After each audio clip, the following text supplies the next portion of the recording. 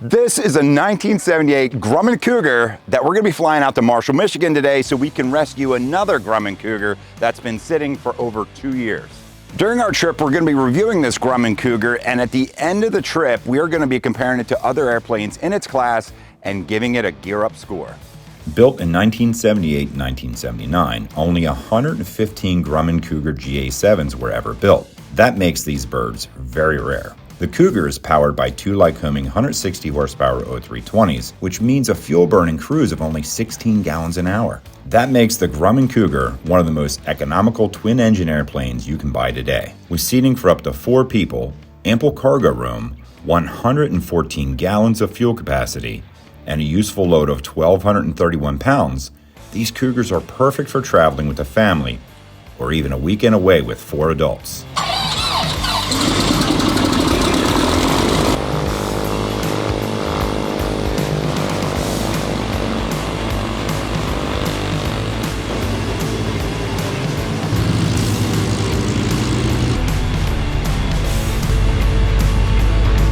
Chester County Traffic, Cougar 769 Gulf Alpha, departing runway 29 Chester County via departure to the west. Yep, everybody's clear. Airspace is clear. Nobody in the pattern, nobody on final. We are good to go.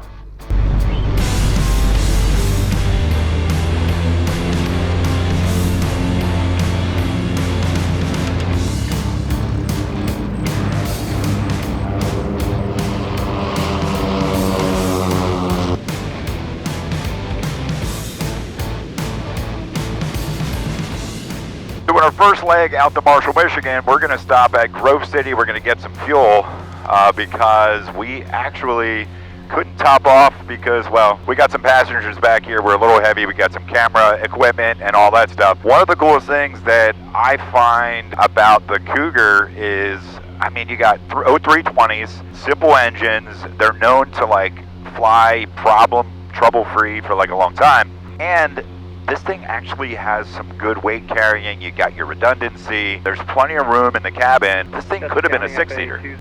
We were climbing at 1,200 feet per minute, as heavy as we are. Probably because we have so much weight in the back. The airplane is squatting, climbing up. I don't know, but we climbed like a yeah. banshee. Well, it's also it's really cool today. It is really cool. I would also, you know, obviously when Joe did the weight and balance, we stayed really, like we followed everything perfectly, and we're at full max gross right now. Right. You know, with the fuel load that we have, but it was like really climbing. Really climbing. And it's a cool day here. So as much flying as I've done with you in this Cougar, I would say this is like almost a gem of GA, personally. You know, for how robust the landing gear is, the way it's built, you know, there's no rivets on the wing, laminar flow. Speed versus those little engines putting out the speed that we get with the fuel burn because they're little engines. Yeah, good climb. I mean, we climbed out at about 1,100 foot a minute at max gross, you know, and you know, back there in the back, guys, how's it feel? I mean, you guys got plenty of room.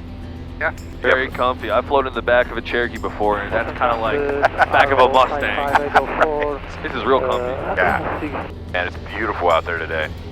All right, so we are leveled out at about 4,500 feet in cruise at 24 square, and we are cruising right now, airspeed at 140 knots. So on two O320s that are burning probably about 8.5 gallons an hour. So you're at about a 16-gallon, 17-gallon burn with redundancy with 3 adults and Joe. 3 adults and I thought it was going the other way. Hey, wait. Yeah, and it is super smooth. When you get in a twin, I don't know, Zach, have you flown any twins before? No, not unless it's an airliner. So this is like your first GA twin. It is. What's your thoughts?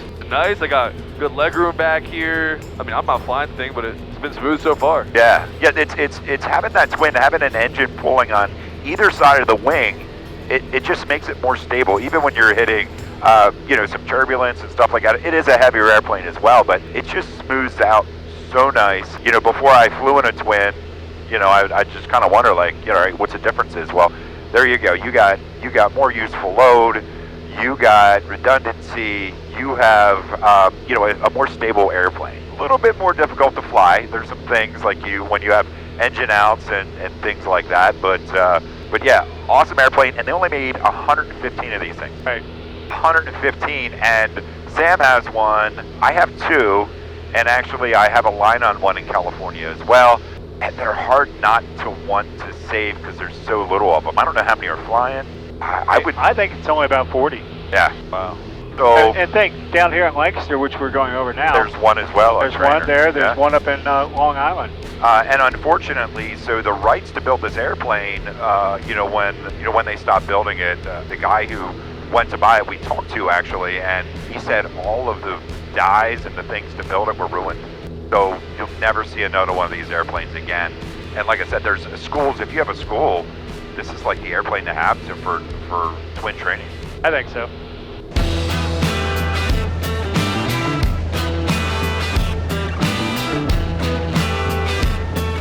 All right, so we actually decided that we're going to change our plans a little bit. We had a lot more headwinds than were forecasted, so we're burning through our fuel a lot quicker. We're actually going to make a little bit of a stop earlier to Punxsutawney. So I think it's Sam. He really wanted to go visit Phil. He had it planned the whole time. I have never been to Punxsutawney. You've never been to the celebration to see how much longer we're going to have of winter? Nope. Yeah, so we're 6 minutes out, 17 miles. Punxsutawney traffic, Cougar 769 Gulf Alpha is 12 miles to the southeast, inbound for landing.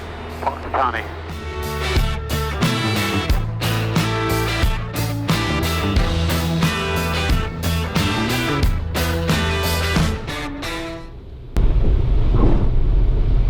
Welcome to Punxsutawney, Pennsylvania. It was really tough to find the runway, and then as we got close, I figured out why. There is nothing around here. A taxiway. All right, so we're going to back taxi here. Punxsutawney traffic, Cougar 769 Gulf Alpha, back taxiing 24. We're going to stop here quick. We're going to grab some fuel, stretch our legs, back over to Marshall, Michigan. So the other thing that I think of right away as we were landing here is the Cougar has some long legs. When you're flaring, it looked to me, my sight, it looks a little high, but that's where the Cougar has a flare. This thing sits probably like 2 feet off the ground, which is nice if you did have to do soft field landing. No, you have enough guys. I'm just going to pull him this way, and then we'll just push it back. Okay. So we can get both tanks easily. Right. Going to use the little boys' room? Sure thing.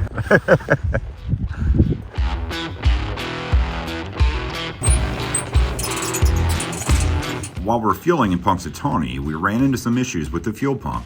A quick call and a crash course in bleeding air out of a fuel pump delivery system, and we were ready for takeoff.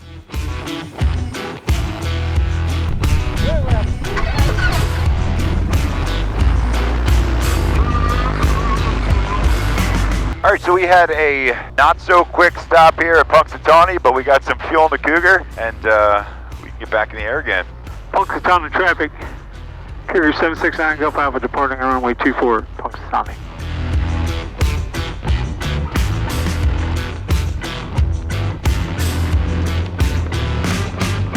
All right, so we got a little bit short of a runway here, but yeah, she's gonna be flying here soon.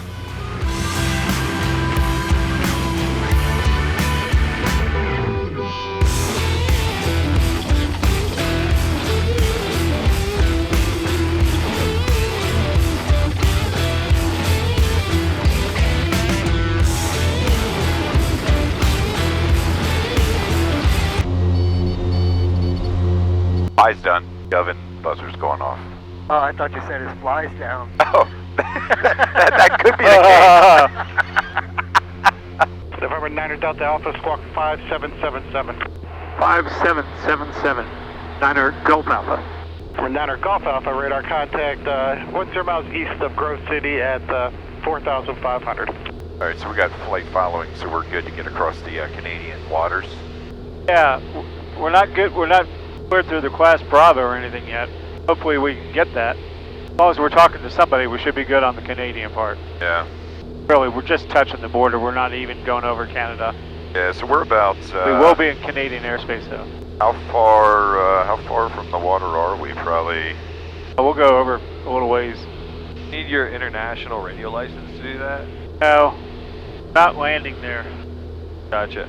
We're about 30 minutes outside of Lake Erie here. We're gonna go right over to Lake Erie. One of the cool things about a twin engine is we got two engines. Going across the water, I feel a lot better. Now, these are lower horsepower engines, so you're not gonna be doing any climbing on a single engine, especially at 4,500 feet, but it's gonna help you maintain. If we had an engine out over water, I feel a little bit better about, about the performance. Two engines in that instance are better than no engines.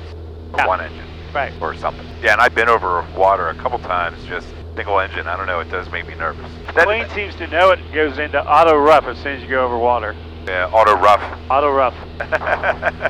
Mentally, it goes into auto rough. Right. Yeah, so as far as like a family hauler, or you're going to do trips to where you're crossing even mountains and stuff like that. Well, maybe not mountains in this one because it should be turbo at that point, personally, I think. Yeah, at least you have some redundancy. You got two alternators charging. You have two vacuum pumps in this one, I believe. Yes. So you have that redundancy, and you have two engines, driving you to the scene of the accident. Well, basically, we would go down to 4,200 feet. Right. It's Right, fine so here on that's the single East engine Coast. performance, right? Yeah, fine here on the East Coast, but that would not be good in the Rockies. Right.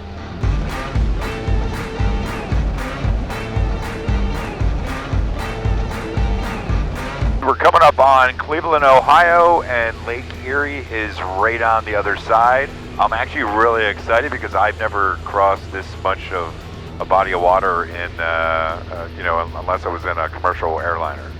Pretty excited about it.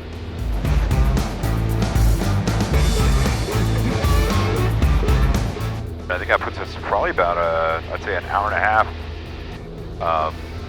away from Brooks Airfield. 124. What are your thoughts on the Cougar so far? Been good back here. Yeah. There has been a once in a while I feel like a weird vibration. It'll go from the bottom of my seat to my back and keep rotating.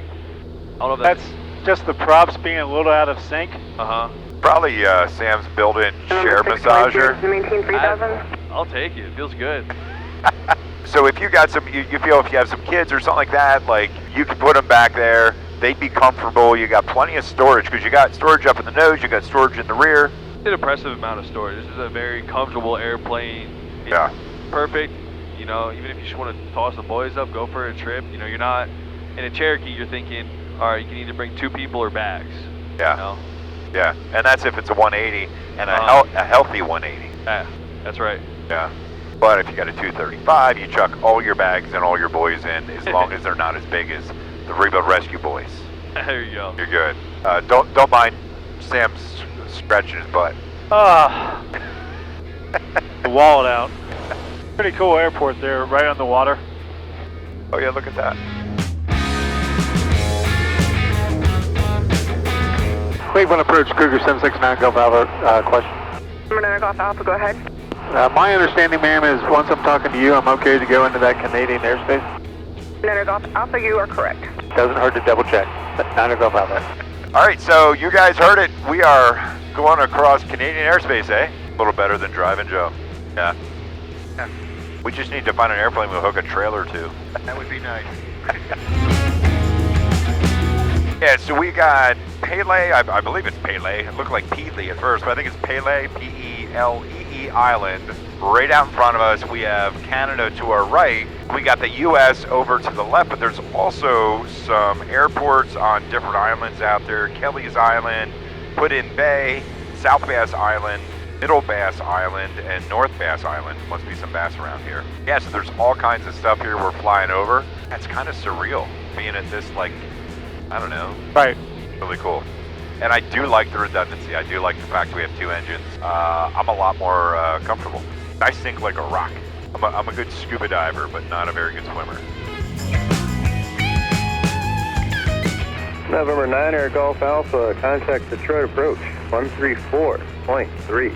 134.3, Niner Golf Alpha, appreciate your time. We're about 12 minutes away, 27 nautical miles from Brooks Airfield. Good flight, some really heavy headwinds.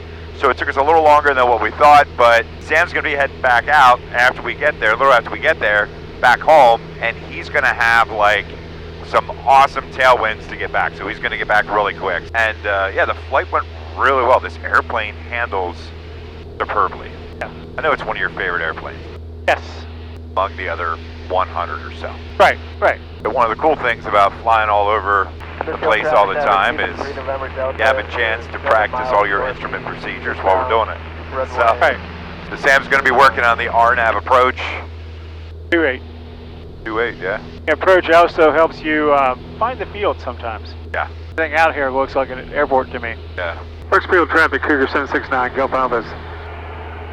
Doing the RNAV 2-8 approach to a full stop at Brooksfield. Yeah, so we are 4 minutes out, 6.7 miles, and right there's Brooksfield. Brooksfield traffic, Cougar 769, Gulf Alphas, 4 mile final, runway 28, Brooksfield.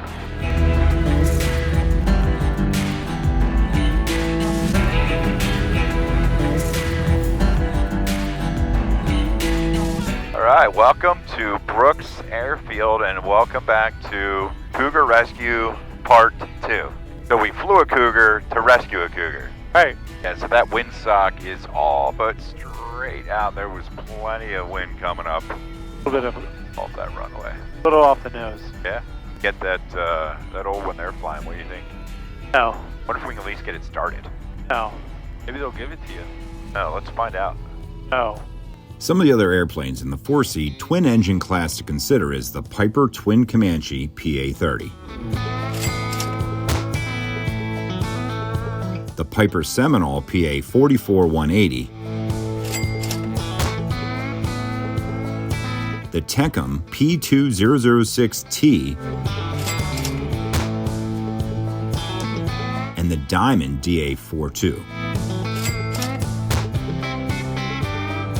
After checking out those airplanes, though, I think you will agree that when comparing all the specs and the pricing, the Grumman Cougar is one of the best choices in the class. And now it's time for our Gear Up score. When it comes to comfort, I give it an 8 for its ample cargo space front and rear, extra wide width and height for both the front and rear passengers. With the as-tested real-world speed of 145 knots, you're really not going to break any records, but that's still going to get your grandma's house pretty quickly, so I give it a 7. Because of its smooth exterior design and well-equipped interior, I gave it a styling score of 7. Having a large fuel capacity, along with lower fuel burn, good speeds, and still having a healthy useful load, I'm giving it a usability score of 8. At $100,000 to $120,000, I believe the Cougar has good market value. However, with only about 60 or 70 of these Cougars still flying today, parts are getting really scarce and maintenance is becoming an issue. Considering its value versus price, with an extra point for also being a rare bird,